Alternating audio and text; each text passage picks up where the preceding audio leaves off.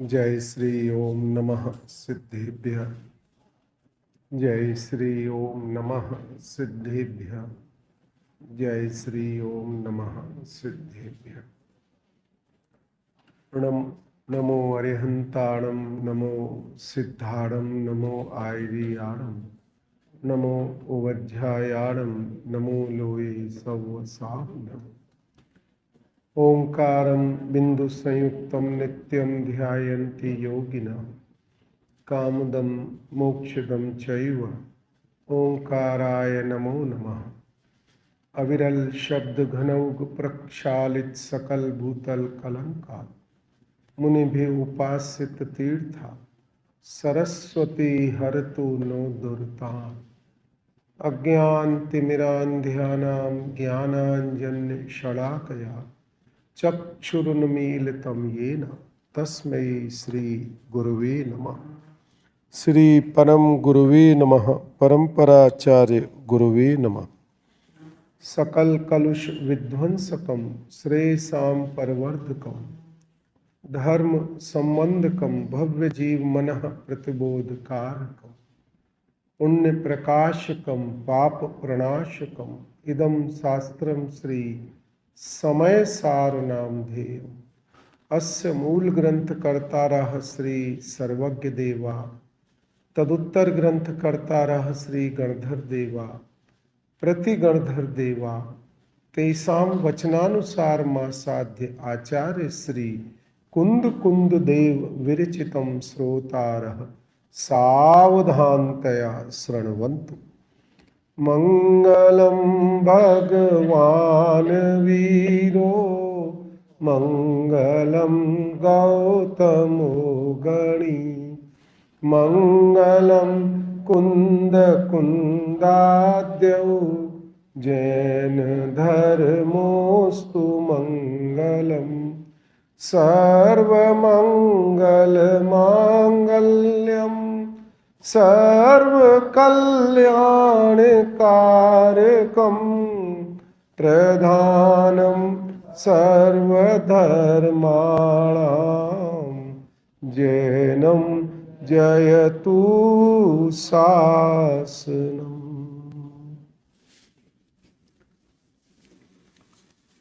श्री समयसार नामक परम आध्यात्मिक ग्रंथ आचार्य भगवान कुंद कुंद द्वारा प्रणीत, आचार्य भगवान अमरचंद्र देव द्वारा टीकाकृत। अपना इस महान ग्रंथ के बंद अधिकार पर अपनी चर्चा चल रही है और अपना श्लोक था 163। आचार्य अमरचंद्र भगवान का श्लोक है।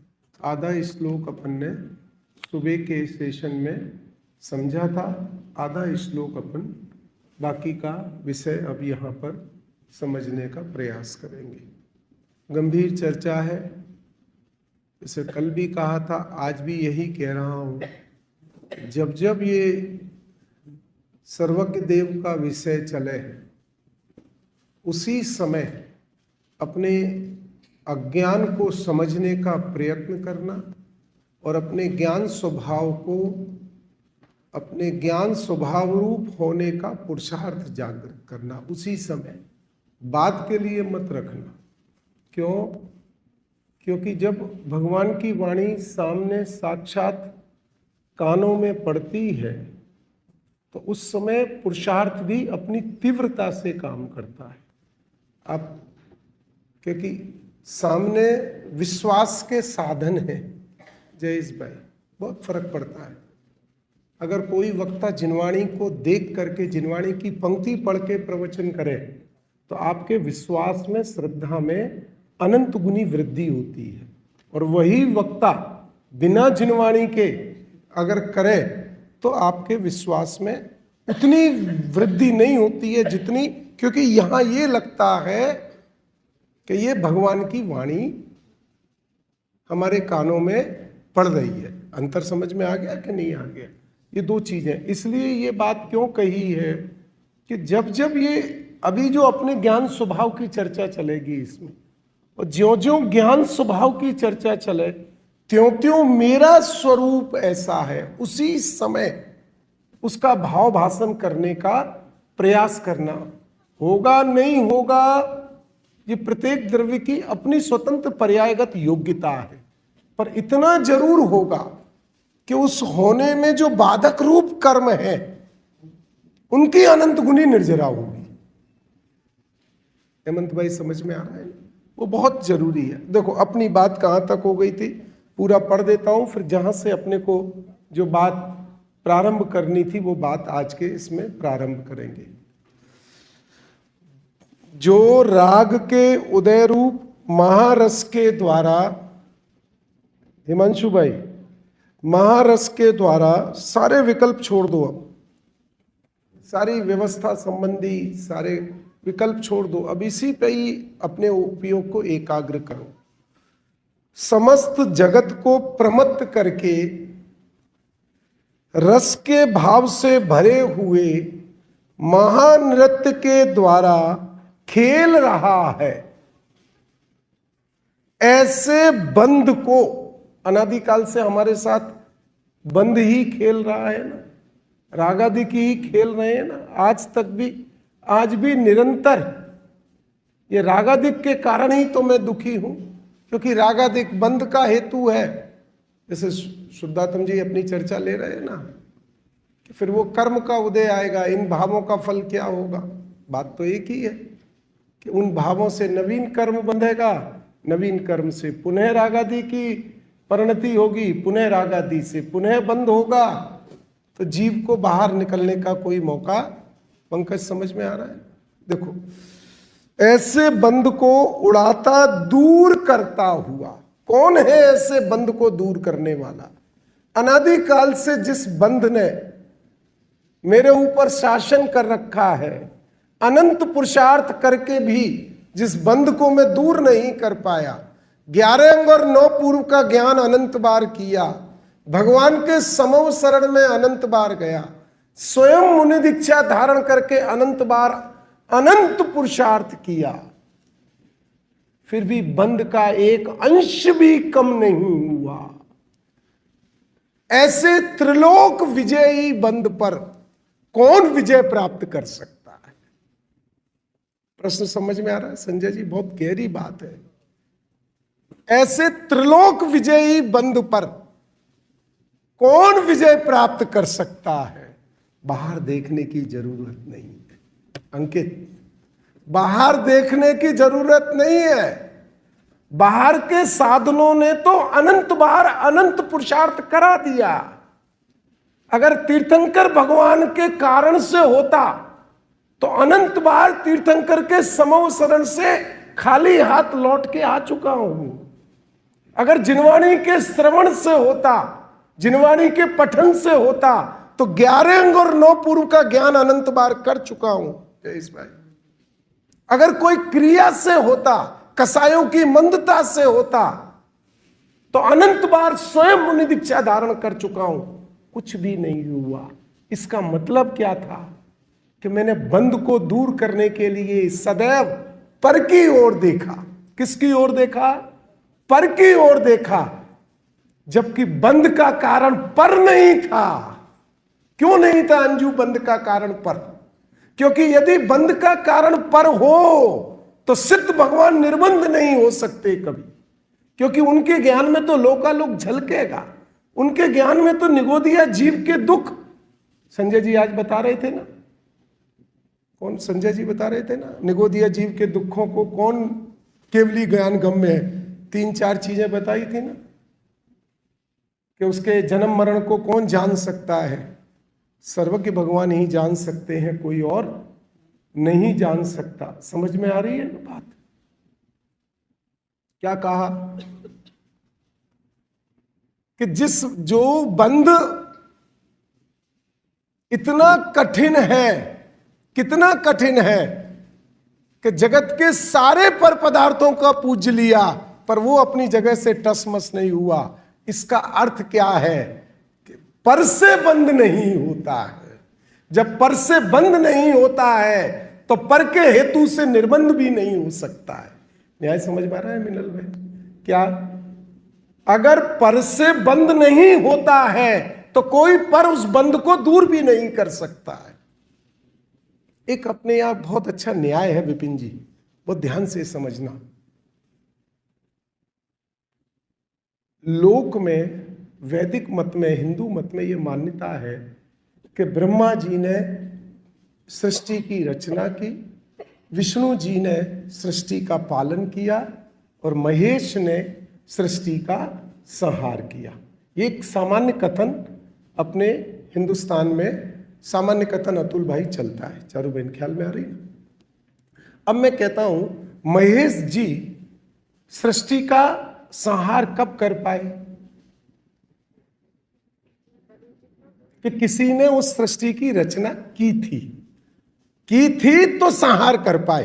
देखो, जिसका जन्म का हेतु होगा उसके विनाश का भी हेतु होगा। जयेश भाई, बहुत मार्मिक बात है, बहुत ध्यान से समझना अतुल भाई।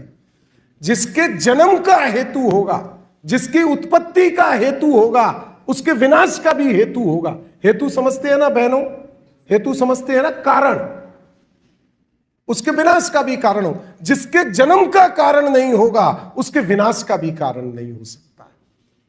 यह वस्तु व्यवस्था है। चिराग समझ में आ रहा है? जिसके जन्म का कारण नहीं होगा, जो अनादि अनंत होगा, जो अनादि होगा उसका अंत भी नहीं होगा। पर जिसकी आदि होगी उसका अंत भी नियम से होगा, क्योंकि उसकी आदि है। अब ढूंढो, अगर बंध की आदि परद्रव्य से है तो परद्रव्य ही बंध के नाश का हेतु होगा। न्याय समझ में आ रहा है कि नहीं आ रहा है? शुद्धात्म जी, बहुत आप मेरे न्याय शब्द पर हंसते हो ना, कोई बात नहीं, हंस लेना। मेरे वो क्या करूं, आदत ऐसी पड़ गई है ना न्याय न्याय बोलने की। क्योंकि आचार्य अमृतचंद्र भगवान के सब न्याय हैं। क्या कहा कि अगर बंध पर के कारण से होता तो पर से ही उसको दूर होना होता। तो बंध है कहां से? बंध किसके कारण से है? कि रागादिक से है। तो रागादिक की उत्पत्ति का कारण कौन है? कि रागादिक की उत्पत्ति का कारण परद्रव्य नहीं है। क्यों नहीं है अतुल भाई परद्रव्य? क्योंकि परद्रव्य अगर रागादिक की उत्पत्ति का कारण हो तो जगत में कोई वीतरागी नहीं हो सकता है, क्योंकि परद्रव्य का अभाव जगत से नहीं हो सकता है। तो रागादिक की उत्पत्ति का कारण क्या है? अज्ञान है। क्या है? अज्ञान है। और रागादि के नाश का उपाय क्या है? ज्ञान है। कहां से किसके पास आके खड़ी हो गई बात? बॉल किसके पाले में आ गई? अब मेरे पाले में बॉल आ गई। गेंद किसके पाले में आ गई? शशि जी, समझ में आ रही है कि नहीं आ रही है? क्या समझ में आई? इधर उधर उपयोग जाएगा तो आगे बैठने वालों को बहुत सावधानी रखनी है। रेखा बहन को भी 2 बार मैं, जो भी झपकी आती है मैं तुरंत नाम ले लेता हूं उनका। नहीं नहीं, ऐसा नहीं है। जो ज्यादा सावधान है उनका भी नाम लेता हूं। जिनको झपकी आती है उनकी तरफ बिना देखे बोलता हूं। ख्याल में आ गई कि नहीं आ गई? बहुत अपने को बहुत महत्वपूर्ण बात पर पहुंचना है। किस बात पर पहुंचना है? कि मेरा जो अनादि काल से जो जन्म मरण है, मेरे जो दुख का हेतु है वो परद्रव्य नहीं है। पहले ये नक्की कर लो। सुशील जी, समझ में आ रही है ना? कौन है इसका हेतु? परद्रव्य नहीं है। अब कहां दृष्टि आके खड़ी हो गई? अब है तो सही, वो बंध रागादिक का हेतु है तो सही। रागादिक का हेतु परद्रव्य नहीं है। पर के कारण से राग उत्पन्न नहीं होता है, पर राग मेरे अस्तित्व में है, मेरी सत्ता में है, अस्तित्व में है, मेरी सत्ता में है। उस राग से बंध का निमित्त नैमित्तिक संबंध भी है कि जितनी जितनी राग की तीव्रता होती है, जितनी जितनी कसायों की तीव्रता मंदता होती है, उतनी उतनी प्रमाण में कर्मों का बंध आत्मा के साथ होता है। और जब आत्मा के साथ कर्मों का बंध होता है तो जब उसका उदय आता है तो उस प्रकार का परिणमन पुनः आत्मा का होता है। और यह संसरण रूप चक्र है। ये कब से चला आ रहा है? अनादि काल से चला आ रहा है। इसका हेतु क्या है? इसको तोड़े कहां से? कि इसके मूल पे जाओ कि इसकी उत्पत्ति का कारण कौन है, अनंत, इसका मूल क्या है रागादिक का, हमारे दुख का मूल कारण क्या है, इसको खोजो। हमारे दुख का मूल कारण कर्मबंध नहीं है,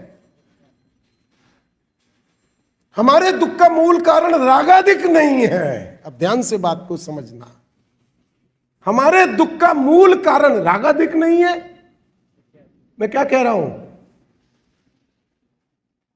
फिर ध्यान से, आप अपन तो सब में हाँ में हाँ भरते हैं, पंडित जी बोल रहे हैं हमारा काम क्या है, हाँ में हाँ भरना। क्यों अंजू, अपने दुख का मूल कारण रागादिक है कि नहीं? हमने तो यही सुना था, आश्रव दुख कार घनेरे बुद्धिवंत तिन निर्वेरे।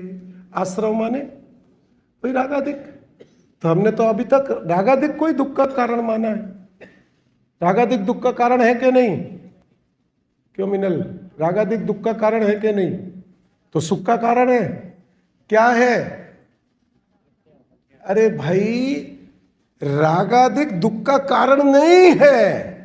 दुख का कारण क्या है कि दुख का कारण आत्मा का अज्ञान है, जिस अज्ञान से रागादिक उत्पन्न होते हैं। अगर रागादिक दुख का कारण हो तो रागादिक तो ज्ञानी जीवों में भी कदाचित भूमिका में दिखाई देते हैं। ज्ञानी जीवों में रागादिक दिखाई देते हैं कि नहीं दिखाई देते हैं? तो छायक सम्यक दृष्टि उनको कैसे कहते हो?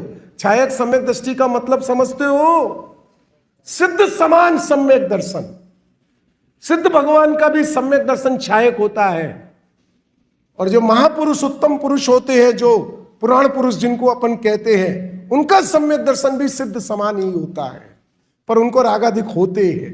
तो रागादिक होके वो दुखी के सुखी, कि अगर श्रद्धा की अपेक्षा से देखा जाओ तो अनंत सुखी, और कदाचित चारित्र गुण की अपेक्षा से देखा जाए तो परिणति में दुख दिखाई देता है, पर उस दुख के कर्ता भोक्ता वो ज्ञानी नहीं होते हैं। उस दुख के ज्ञाता होते हैं, कर्ता भोक्ता नहीं होते। अभी विषय अलग हो जाएगा, इसलिए उस पर मैं नहीं जा। आनंद समझ में आ रहा है कि नहीं आ रहा है? जितना आ रहा है उतना समझ लो, कोई बात नहीं।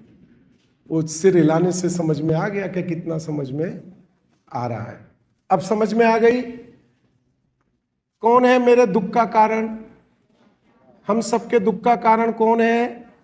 अब अज्ञान को दूर करने के लिए क्या करना चाहिए? अज्ञान कैसे दूर होगा? अज्ञान किस चीज का है? भगवान को नहीं जानता बराबर, जिनवाणी को यथार्थ नहीं जानता, उसका नाम अज्ञान है। संयम की विधि बराबर नहीं जानता, उसका नाम नीतु अज्ञान है। अज्ञान किसका नाम है? मोक्षा है? किसका नाम है अज्ञान? अपने निर्णय का नाम अज्ञान है, अपने अनिर्णय का, निर्णय का नहीं, अपने अनिर्णय का नाम अज्ञान है। अब अपना निर्णय कौन कराएगा? समझ में आ गई इतनी बात? अनूप समझ में आ गई? अपना निर्णय कौन कराएगा? कौन कराएगा अपना निर्णय? चारू बहन, खुद को करना पड़ेगा। कैसे करना पड़ेगा?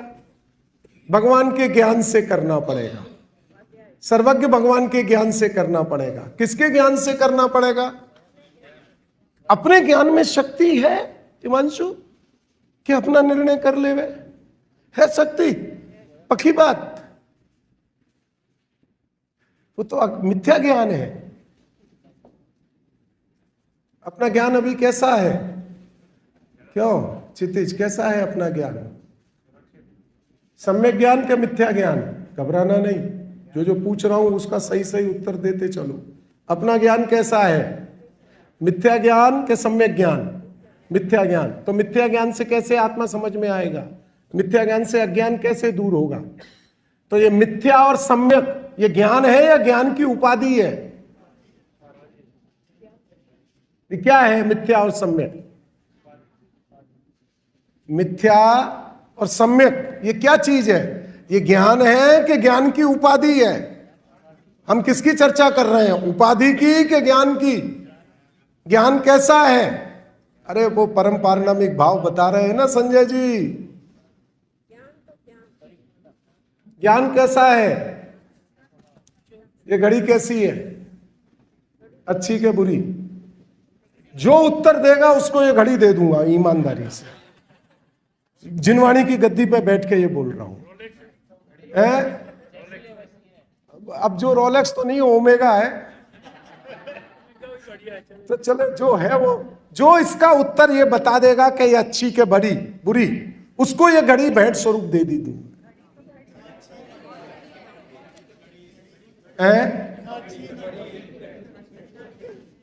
तो फिर आप रोलेक्स ढूंढने क्यों जाते हो? क्यों राजीव? फिर रोलेक्स देख के मन में क्यों?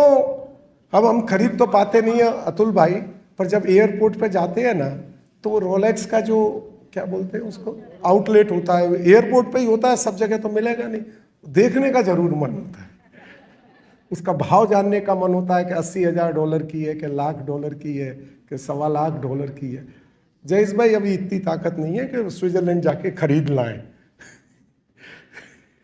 समझना, ख्याल में आई कि नहीं आई? मैं पूछता हूं ये कैसी है घड़ी, सभी उत्तर दे दो मुझे आज। ज्ञान मिथ्या के सम्यक, आपका ज्ञान मिथ्या का सम्यक।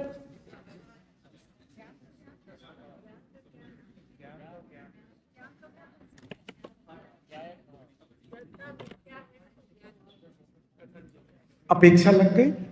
मैं क्या पूछ रहा हूं? ऐसे तो बोलेंगे रोलेक्स की अपेक्षा खराब और टाइटन की अपेक्षा अच्छी। समझ में आई नहीं आई बात? $1,00,000 की घड़ी के सामने बेकार और $1,000 की घड़ी के सामने अच्छी। अपेक्षित हो गई ना। वस्तु को अपेक्षा की है जरूरत। वस्तु कहती है कि मुझे अपेक्षा से जानो। कौन सी वस्तु ऐसी कहती है कि मुझे अपेक्षा से जानो? कौन सी वस्तु के अंदर यह धर्म है कि आप मुझे जानो पर अपेक्षा से जानो? किस वस्तु के अंदर धर्म है? किस पदार्थ के अंदर ये गुण विद्यमान है जो ये कहता है कि मुझे अपेक्षा से जानो? एक दुनिया का एक पदार्थ, जयेश भाई एक परमाणु भी ढूंढ के ले आओ, वो जो कहता हो कि मुझे अपेक्षा से जानो। क्यों नहीं जानो अपेक्षा से? उसका एक कारण है, उसका हेतु है, क्योंकि वो स्वयं सिद्ध है, उसको किसी ने बनाया नहीं है। जो स्वयं सिद्ध होता है उसको किसी की अपेक्षा नहीं होती है।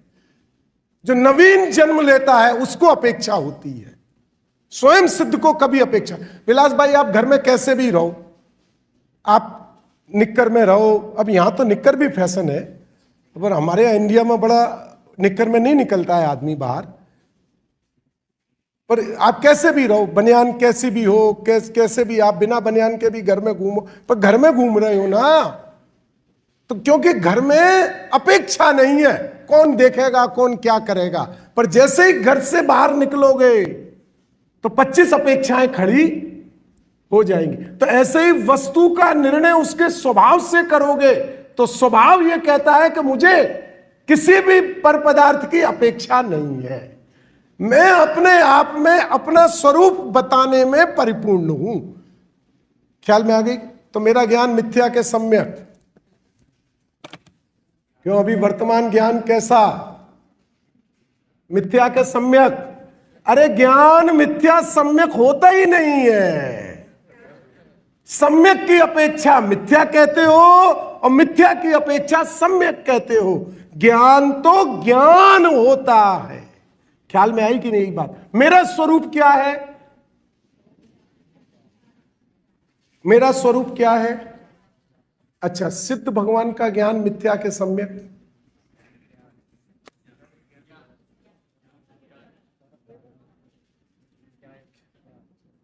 कौन उत्तर देगा? कठिन प्रश्न है किशोर भाई।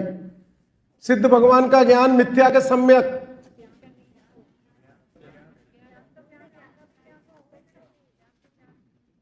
सिद्ध भगवान का ज्ञान मिथ्या के सम्यक। केवल ज्ञान में भी अपेक्षा आ गई।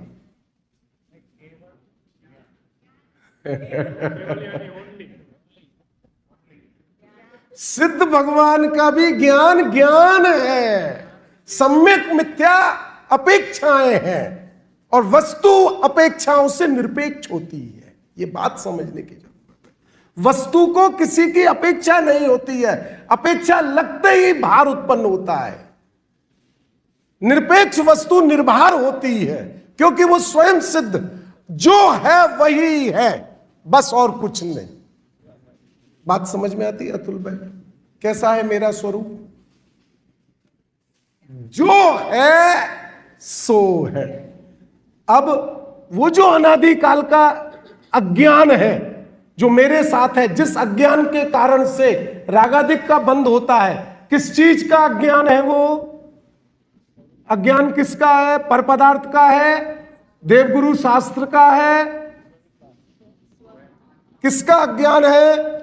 स्वयं का। क्या अज्ञान है क्षितिज? रागादि नहीं।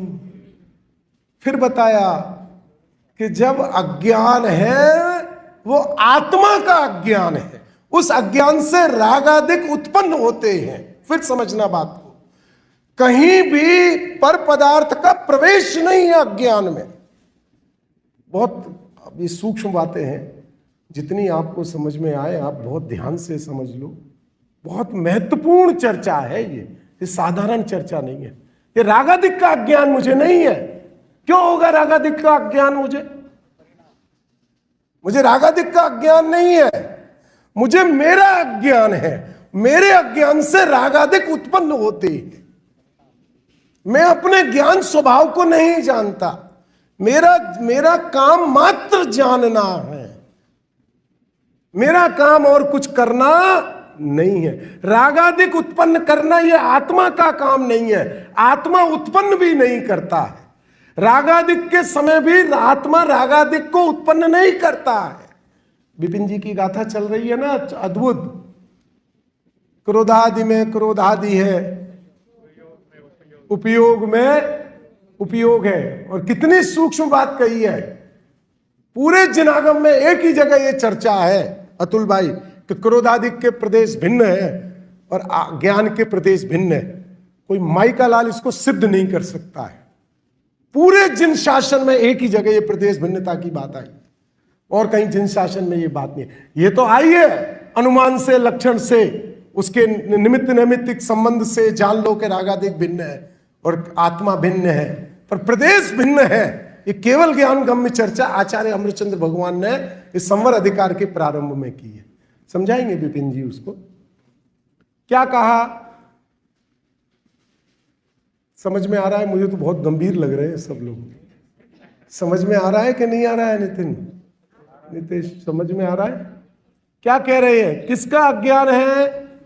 आत्मा का अज्ञान है। बस उस आत्मा के अज्ञान से रागादिक उत्पन्न होते। अब देखना वो अज्ञान किस चीज का है अनंत, वो इस अगली पंक्तियों में आ रहा है। इसलिए इतनी भूमिका बनाई है इसकी। अब ये समझना बहुत अच्छी बात, जयेश भाई ध्यान देना इस। अगर इस टीवी पे आ सके तो यहां भी लगा लो गाथा, नहीं आए तो कोई बात नहीं, सबके पास किताबें हैं, कोई दिक्कत है किताबें हैं। आप किताबों में देखो, अपनी पुस्तकों में देखो ऐस भरे हुए महानृत्य के द्वारा खेल रहा है ऐसे बंद को उड़ाता दूर करता हुआ ज्ञान। कौन दूर करता है? कौन सा ज्ञान? फिर बताओ कौन सा ज्ञान? आत्मा का ज्ञान। कौन सा ज्ञान? अपने निज आत्मा का ज्ञान। ज्ञान उदय को प्राप्त होता है।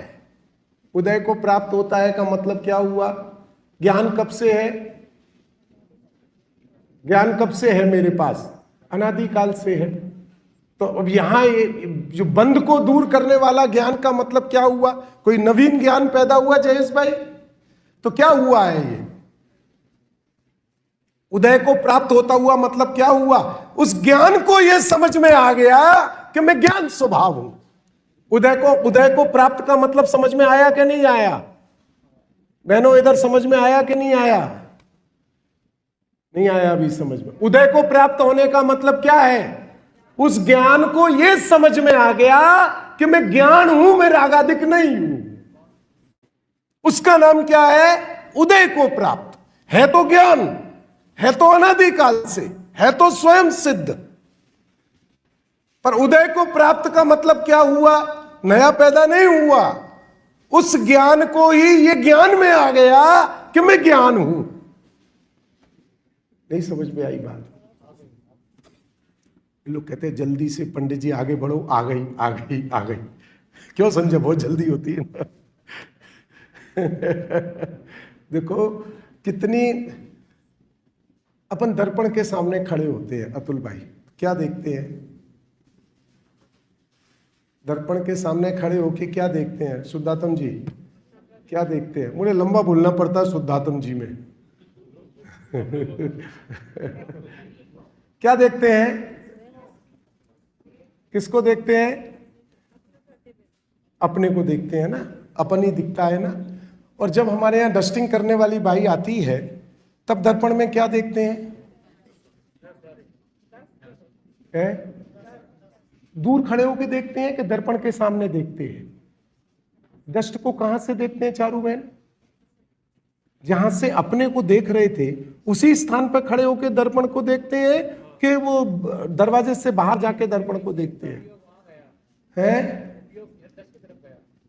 जो पूछ रहा हूं उसका ही आप तो उत्तर तो मुझे देने का अधिकार है, उसका अधिकारी मैं हूं। अभी कहां से देखते हैं रेखा बहन? कहां से देखते हैं?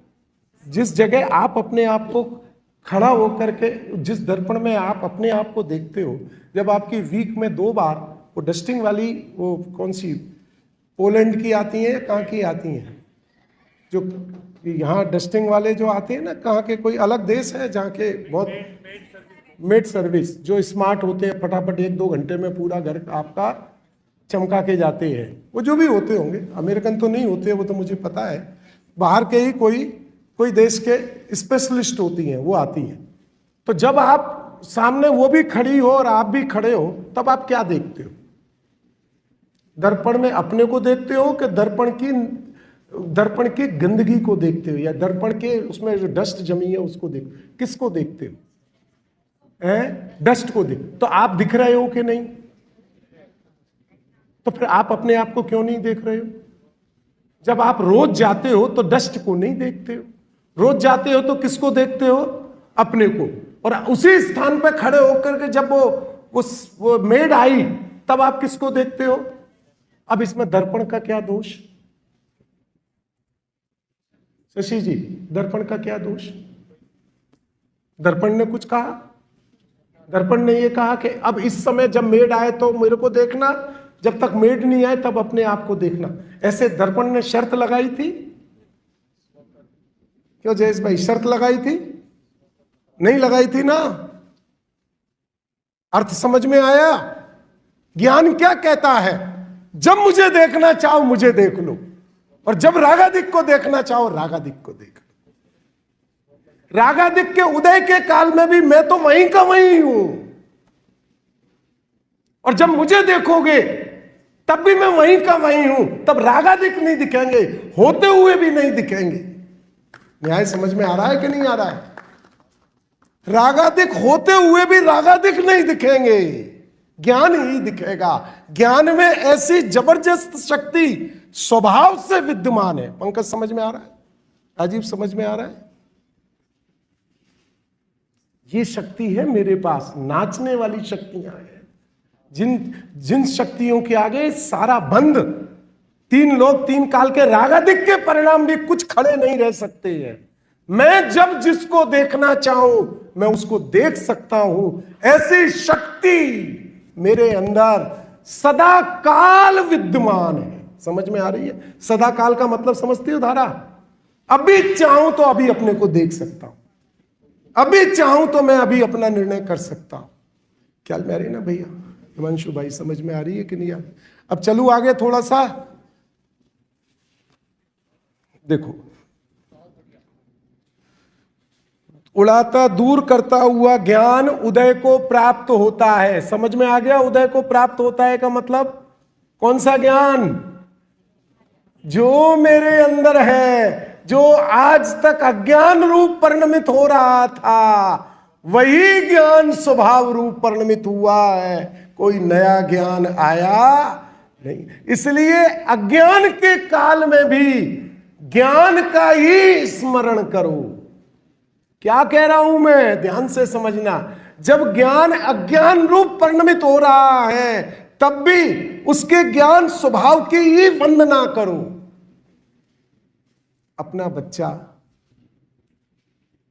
कुछ गलत काम करे, गुस्सा भी आए, तो भी क्या होता है, वो स्नेह की धारा बनी रहती है कि नहीं? क्यों बनी रहती है? क्यों बनी रहती है? क्योंकि अपना है। कौन है? अपना है। मैं तो हमेशा एक अच्छा उदाहरण देता हूं इसका। कोई बहुत सुंदर बच्चा हो, बबलू जी, बहुत सुंदर बच्चा हो, ऐसा बिल्कुल देव जैसा और कामदेव जैसा स्वरूप हो, गोदी में लेने का मन हो, और भाग्य से गोदी में भी ले लो, कितनी देर खिला सकते हो? खिला सकते हो मतलब समझ गए ना? लाड़ कितनी देर कर सकते हो? 1 मिनट 2 मिनट। और अपना बच्चा साधारण वेशभूषा वाला, साधारण नाक नक्श वाला हो, नाक भी निकल रही हो, होता है ना बच्चों का जो स्वरूप होता है, उसको कितनी देर गोदी में रख सकते हो? क्यों? समझ में आया कि नहीं आया? क्यों नहीं उतरेगा गोदी से? उसको लेकर के, अपने बच्चे को लेकर के कभी थकान नहीं होगी। क्यों नहीं होगी? क्यों नहीं होगी थकान? क्योंकि उसमें अपनापन है। और दूसरे का देव जैसा बच्चा भी हो तो 1 मिनट से ज्यादा अपनी गोदी में नहीं ले सकते हो। कोशिश करके देख लो। ये डांस होते हैं ना स्टेज पे, अब स्टेप ऐसा है और वो करे ऐसा, तो भी वो फोटो लेके नाचते रहते हैं माता पिता सामने। अभी होगा तो देख लेना, सब ऐसे ही होगा। क्या होगा, मतलब बच्चों के स्टेप होते हैं ना, स्टेप हो ऐसा, वो बच्चा ऐसे खड़ा रहे, करे ही नहीं बाकी के बच्चे, तो भी माँ बाप गुस्सा नहीं होते हैं, उसके ऐसे देख करके भी वीडियो लेते रहते हैं और आनंद बता, देखो कैसे खड़ा हुआ था, देखो कैसे खड़ा। होता है कि नहीं होता है? बोलो, काहे का हुआ ये, कि किस चीज का हुआ? अभिनय तो उसने बिल्कुल भी ढंग का किया नहीं, उल्टा उल्टा किया, फिर भी आपको आनंद किस बात का आ रहा है? किसका आ रहा है? अपने। अभी मेरा ज्ञान अज्ञान रूप परिणमित है, जयेश भाई, क्या करूं? खूब गाली दूं ज्ञान को, खूब दोष दूं ज्ञान को, बराबर है ना? चलेगा ना? मिथ्या ज्ञान है, संजय जी क्या करूं? अरे जला दो इस मिथ्या ज्ञान को। क्या करूं? अरे मेरा है, जला नहीं सकता। मिथ्या ज्ञान में भी ज्ञान है ना, मिथ्या ज्ञान में भी ज्ञान है ना, वो ज्ञान मेरा है। आज मिथ्या रूप है, पर जैसे ही ज्ञान को ज्ञान रूप देखूंगा वो सम्यक हो जाएगा। अतुल भाई, विधि कितनी सरल विधि है वस्तु व्यवस्था में। वस्तु व्यवस्था किसी पर का निर्णय करने का बोलती ही नहीं। अगर पर का निर्णय करने का बोले तो बहुत श्रम लगेगा, आप कर ही नहीं सकते हो। 3 काल में भी एक जीव भी सिद्ध अवस्था नहीं जा सकता। वस्तु व्यवस्था में स्वयं का निर्णय होता है और स्वयं के निर्णय में कभी थकान नहीं होती है, इसलिए वो सादी अनंत काल तक सदा काल बना रहता है। न्याय समझ में आ रहा है कि नहीं आ रहा? आप जितना समझ में आए समझ लेना। मेरे को तो मतलब इतना उपयोग में, इतनी इन बातों की इतनी गहराई बनी रहती है कि कैसे आपकी समझ में आए। आगे चलते हैं, अभी अपने समझो। विलास भाई समझ में आ रहा है? कितने 15 मिनट है अतुल भाई? नहीं, 8 बजे चालू, 5 मिनट में पूरा कर दूं, मुझे कोई जल्दी नहीं है। आपको समझना हो तो समझो, मुझे समझाने की कोई जल्दी नहीं। मैं तो 5 मिनट भी नहीं, कल करूंगा तो भी चलेगा, तो जब आएगा तो बता दूंगा। हाँ 5 ही मिनट है, बराबर है। 7:50 पे चालू हुआ था। अनंत थैंक यू। देखो अब क्या कहता है, ज्ञान उदय को प्राप्त होता है, ये हो गई ना बात। अब आगे, वह ज्ञान, कौन सा ज्ञान? सम्यक ज्ञान, आत्मा का। माने कौन आत्मा? तो मेरा कहने में क्या तकलीफ है धारा? क्यों मेरा कहने में तकलीफ है? कुछ परेशानी है मेरा बोलने में? किसका ज्ञान? कौन सा ज्ञान? जो रागादि रूप अभी परिणमित हो रहा है, बराबर है ना? क्यों घबराते हो? मेरा है ना, मेरा है। रागादि रूप क्यों परिणमित हो रहा है? क्योंकि मेरा नहीं माना था, पर से माना था, इसलिए रागादि रूप परिणमित हो रहा है। जिस दिन अपना मानूंगा उस दिन रागादि रूप परिणमित नहीं होगा। ख्याल में आ गई कि नहीं आया? ये ज्ञान रागादि रूप कब तक परिणमित होता है? कि जब तक मैं पर से ज्ञान मानूंगा तब तक। जिस समय ये मेरा ज्ञान है ऐसा निर्णय करूंगा, उसी समय वो मिथ्या छूट जाएगा और सम्यक हो जाएगा। इतनी सी विधि है बस मोक्ष मार्ग की। गहराई से समझो बात को बबलू जी, बहुत बढ़िया बात है। ये बहुत गंभीरता से इन पर चिंतन करने की आवश्यकता है। मेरा मोक्ष मार्ग मेरे हाथ में है और फिसले जा रहा है, मेरे हाथ में है। मेरे अनंत जन्म मरण का अभाव वर्तमान में मेरे हाथ में है। कौन कहता है? अनंत सर्वज्ञ भगवान की गारंटी है। और किसकी चीज तुम्हें चाहिए? क्या कह रहे हैं? वह ज्ञान आनंद रूप अमृत का नित्य भोजन करने वाला है। बोले शब्द तो बहुत अच्छे हैं पर भाव भाषण तो कुछ होता ही नहीं। संजय जी, आनंद रूप अमृत का मतलब क्या हुआ? अब ये कल चर्चा करना, क्योंकि इस आनंद रूप को समझाने में मुझे 40 मिनट चाहिए और मैं बिना समझाए यहां से जाऊंगा नहीं। अब चिंता नहीं करना, कल अपन इसकी चर्चा, क्योंकि ये लंबा विषय है इसलिए इसको अभी नहीं उठाता। अपना ज्ञान में आनंद कैसे बसता है वो दृष्टि अपने को विकसित करनी है। कौन सी दृष्टि करनी है? ज्ञान ही आनंद रूप है। अभी तक क्या लगता है? आनंद के लिए मुझे पर पदार्थ की आवश्यकता है। अभी तक मेरे भाव भाषण में क्या है? अभी तक क्या है मेरी परिणति में क्षितिज? कि आनंद के लिए किसी ना किसी पर द्रव्य की आवश्यकता है। और आचार्य भगवान वस्तु व्यवस्था क्या कह रही है? कि वह ज्ञान ही आनंद अमृत का नित्य भोजन करने वाला है। अब इस भाव भाषण को कल दोपहर का जो भी व्याख्यान होगा उसमें अपन समझेंगे।